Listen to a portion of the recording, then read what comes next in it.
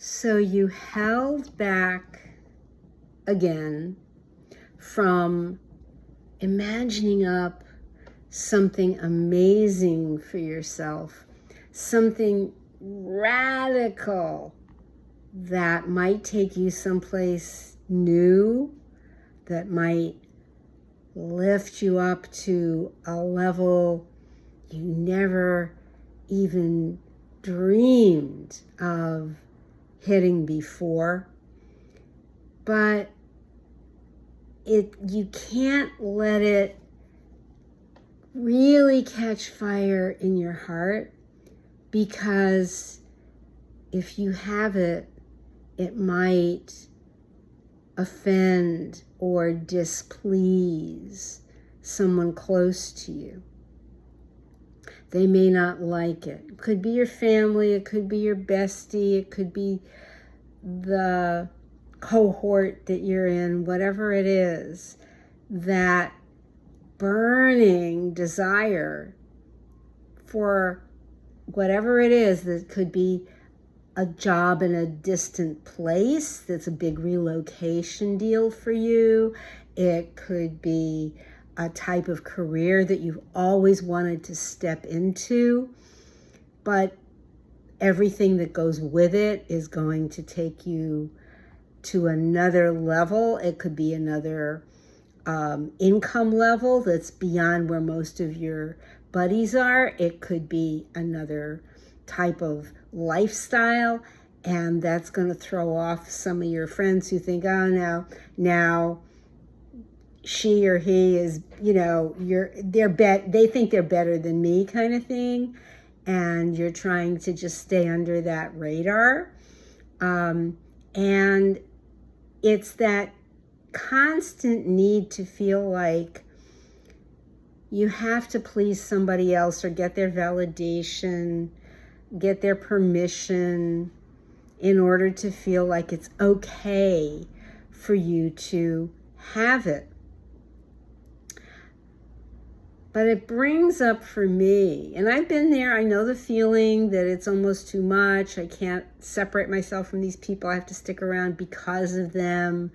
I can't imagine not being around them. So that whole level of attachment also comes up.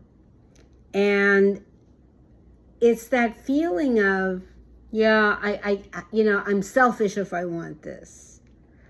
I would feel so amazing if I had it, but it's just too selfish. It's too even narcissistic to have it. So I'm just going to sit on that one. I'm just going to bury that under the rug and let it go and see what happens, right? So you go into that we'll see kind of mode, and maybe, an opportunity comes and then you end up not taking it or whatever it is. You don't grab that brass ring on the merry-go-round. That is life, right? So here's the thing. Years ago, I heard a great meditation teacher say this. They said this thing, and it was so counterintuitive. It's one of those things, where you hear something really counterintuitive and you just go, what the fuck? And it's like it gets tattooed in your brain for the rest of your life. It was one of those. And what they said was, you don't please God when you please other people. You please God when you please yourself. And, it's like the exploding brain emoji, right? It was just so different. It's so counterintuitive. Isn't that selfish? Isn't that self-centered? It's self-centered, but with a capital S. It's not centered around the ego. It's centered around the inner self, the higher self, that self that is love, that is peace. It's that self. It's the inner self. And when that self is recognized and awakened and pleased in you, that is the shift that changes everything. And what starts to happen if you allow for that is not to worry. Neville Goddard talked about that. He talked about remaining in a state of sublime determination and not to worry that your loved ones are going to be, something bad will happen to them, or that they'll be injured or sick or something like that. And we also have to remember that we also say, for that reason, we often say that what I want is for the highest good of all. But the highest good could turn out to be something that actually pulls someone else out of the action for a while, in whatever way. But it's not to be to fear. You are not the cause of whatever circumstances arise for them. Only they are. You're not the cause of it because you wanted X or Y or whatever it is. Whether you wanted the house in a different location, you wanted the amazing car, you wanted that relationship that's going to wind up happening in another country, whatever it is.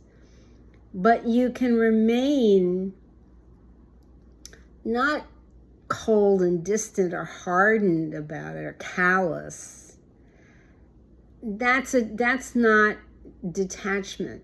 Remaining detached from having it, from what might happen to someone, that is a different form of being detached. It's that form of being okay and even-minded and steady no matter what arises.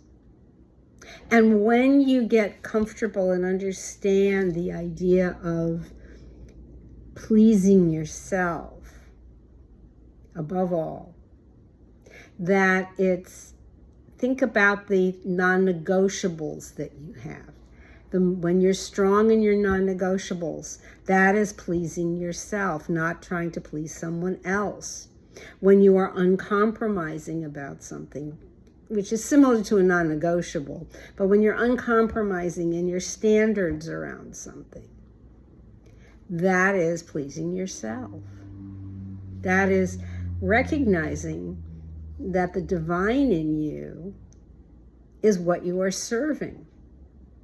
And that is why Neville also said that God speaks to us through the desires that we have.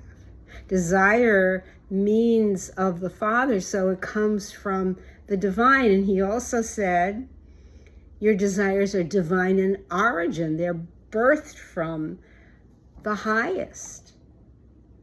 And if your desire is, of course, you're not thinking about something that would deliberately be a bad thing for someone else, that can backfire, that can boomerang for sure, because they can reject it and it will come back to you. But this is something different. This is coming from the highest in yourself, to have what is your birthright, to have what is inherently yours.